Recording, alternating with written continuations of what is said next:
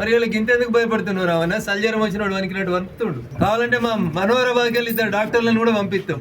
ముందైతే నువ్వు పోలీస్ స్టేషన్కి పోయి చూడు, పోలీసు వాళ్ళకి చెప్పు ఏం చేసినావో చెప్పు. దేశం మీద చర్చిస్తా, దేశవ్యాప్తంగా చర్చ జరగాలి అన్న. నీ కడుపునొత్తే ఊరందరి కడుపునొయ్యాలి. నువ్వు 10 ఏళ్ళు నాసంటి ఎమ్మెల్యేలు 10 ఏళ్ళు నువ్వు అధికారంలో ఉండి చెయ్యని తప్పుకు మా అందరినీ జైళ్ళలో పెట్టి ఇలా నువ్వు ఇట్లా అరుస్తే దొంగ దొంగ దొంగ అని అరిచినట్టు ఉంటుంది తప్ప ఇంకొకటి కాదు. కాబట్టి పోలీసు వాళ్ళకి ముందు పోయి చెప్పు, నేను మిమ్మల్ని అనుమానపడుతున్నా, నాది తప్పైంది అని చెప్పు. గేట్ కాడికి వచ్చాడు టీవీ ఛానల్ వాళ్ళని పిలిచి 40 నిమిషాలు డ్రామా చేయొచ్చింది. ఇదే డ్రామా లోపలికి పోయి చెప్పొచ్చు కదా, నేనేం తప్పు చేయలేదు, నేను శ్రీరామచంద్రుడిని అని చెప్పొచ్చు కదా.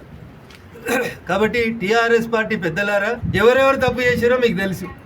కేసులు రిజిస్టర్ అయితే చట్టానికి సహకరించండి. నా మీద చాలా కేసులు పెట్టింది టీఆర్ఎస్, మేము సహకరించలేదా? పోలీస్ స్టేషన్లకు పోలేదా? మా దగ్గర ఇక్కడ చేగుంట దగ్గర ఒక కంపెనీ దగ్గర యాక్సిడెంట్ అయి 3 చచ్చిపోయినారు.